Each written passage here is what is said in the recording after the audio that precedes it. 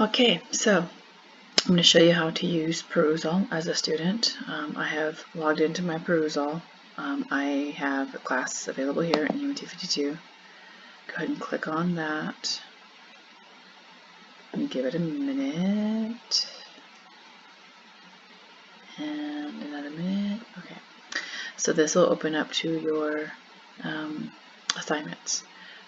Sometimes if you've not used it yet, it'll open up to get started and you can read all this here. The documents, we only have one document for this course. I more than likely will not add any more documents.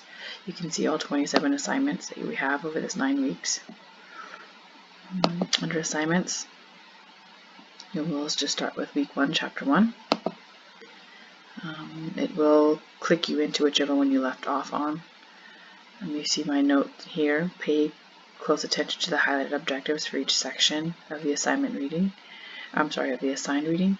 Focus your reading and studying on these, not the entire chapter. This course is an overview of these concepts. We will not cover everything in this.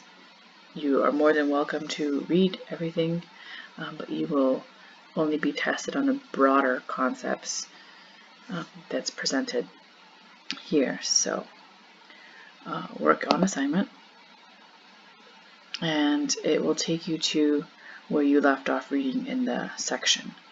Just so you're aware, this little icon, obviously it's test student for me to be able to show you this, but as students are working on it at the same time you are, you'll see more and more little icons here with people's icons. Just so you know, other people are working on the assignment at the exact same time you are, so it's kind of interesting. If you need more viewing space, my screen's kind of small, so I need more viewing space. I'm going to go ahead and X out of this so I have more space to work. Here's going to show me my current conversations. I haven't selected anything yet, so there's nothing to see. I'm going to, I want to make sure that I have the right section selected. This, I don't have the entire, I have not selected the entire chapter to you, so I've only selected 1.4 and a few other sections of chapter 1. So you'll see those highlighted. The highlight here, this blue highlight here, if you click on it, it will give you the conversation. It will tell you the conversation. So the conversation opens up here on the right hand side, and I made a comment saying, always look for my highlights at the beginning of a reading section. This course cannot cover every detail, so I've selected the points I want you to clearly understand. When studying for these quizzes and exams, search my hashtags and you will have a study guide. You should be able to answer each of these bullets that are highlighted. So as you can see, for section 1.4, requirements for human life, I only have 2 of the 3 objectives highlighted. So I feel that it's very important for you to understand the role of oxygen and nutrients in maintaining human survival. And I also think it's important for you to understand why extreme heat and extreme cold threaten human survival. So, having said that, I'm going to start with bullet point 1, and I'm going to show you what I would do if I were in your shoes. So, I'm going to read bullet point 1 again. Discuss the role of oxygen and nutrients in maintaining human survival. As a student, I'd be like, I don't know. Okay, this seems like a 2-part thing. If I scroll down a little bit, I can see that there is a small header for oxygen and another header for nutrients. So what I think I should do as a student would be to break up this objective into 2. I should be able to discuss the role of oxygen in maintaining human survival, and I should also be able to discuss the role of nutrients, quote unquote nutrients, and I'll have to figure out what those are. So let's start with oxygen. Oxygen, why is it required for human survival? So let me skip down to the oxygen section and we will read this together. Let's see, scroll down to oxygen. Atmospheric oxygen is only 20% oxygen, but that oxygen is a key component of the chemical reactions that keep the body alive. including the reactions that produce ATP. Brain cells are especially sensitive to lack of oxygen because their requirement for high and steady production of ATP. Brain damage is likely within 5 minutes without oxygen, and death is likely within 10 minutes. That seems kind of important to human survival. So I'm sure I will remember that the brain damage within 5 minutes and death is likely within 10 minutes. That's something that I think would stick in my brain. But if I have a curious note about that, I'm going to highlight this for myself.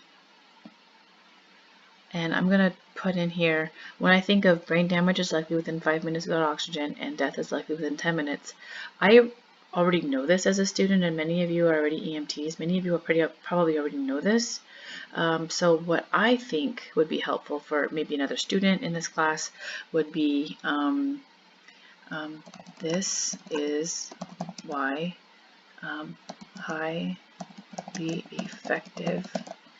effective CPR is key to survival.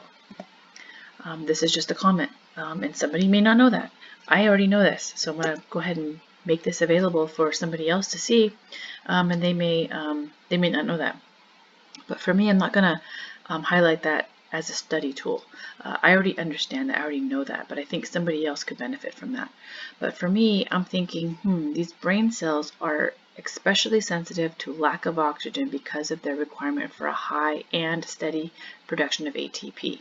Now we'll get more into detail on what ATP is. I assume that reading this very first chapter.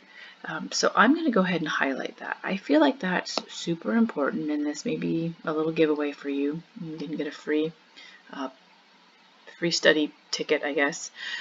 Brain cells are especially sensitive to the lack of oxygen. So I think brain cells are pretty important here. So I'm going to go ahead and hashtag this, and because it is within the first 4 chapters, I know it's going to be on quiz 1. So I'm going to go ahead and use the hashtag quiz 1 for myself, so I can go back and make sure that I study this point. So I'm going to go ahead and hit that. And then if I want to go ahead and maybe make a note about this, so I put the hashtag in there. I'm not quite done yet. I want to go ahead and put in there, let's see, brain cells need oxygen. Kind of duh, but that's my clue to myself that brain cells need it. So I'm going to go ahead and hit enter, and then that is going to be something that I can look back to later on. I'm also going to make a note to myself here. So I've highlighted the text. I'm also going to make myself a note here, my notes. I'm going to do a new note, and here's where you can change the title of your note if you want to just put notes together for quiz 1. I'm going to put quiz 1 notes, and I don't know why I said notes like a Canadian, because I'm not a Canadian, but anyway. Brain cells need oxygen. So it did not do what I wanted it to do. Let me go back to my notes. Again, I said it like a Canadian. I don't know what's happening.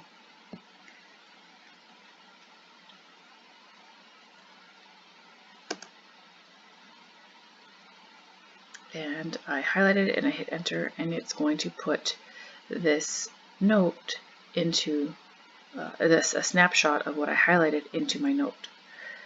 So later on, I can then go back and review my notes. So say I've studied a couple of things in this chapter, I've made a couple of highlights. Let's see, a nutrient is a substance in foods and beverages.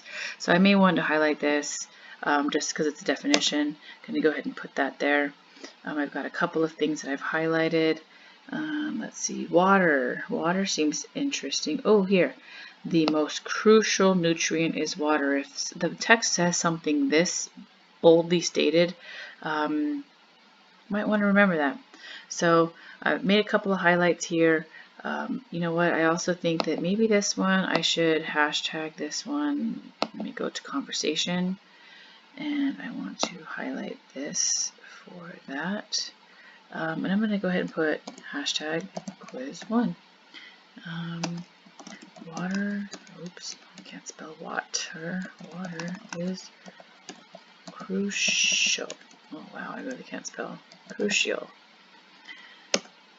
Okay, so I then will go to notes later on if I want to make a study guide for myself. I'm going to go to notes, and I've got quiz 1 notes already for me here, and it's got my notes that I've selected from the text. So that makes that pretty easy. If I click, where is it? Nope. As you can see, I'm still learning how to use this as well. I thought there was a way to go back and see it in the text. This is just where I make my notes. Okay, well, maybe I was wrong. So let me go back to, oh, here's where you can see it.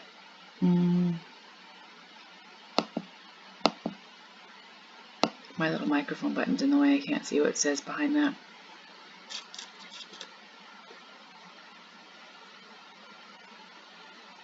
I don't want just my notes, I want my scores, that's where it was, my scores. So, sorry about that. Like I said, I am learning how to use this just as you are. So, under week 1, chapter 1, there's a spot here to download my comments in a spreadsheet or download my comments in a document.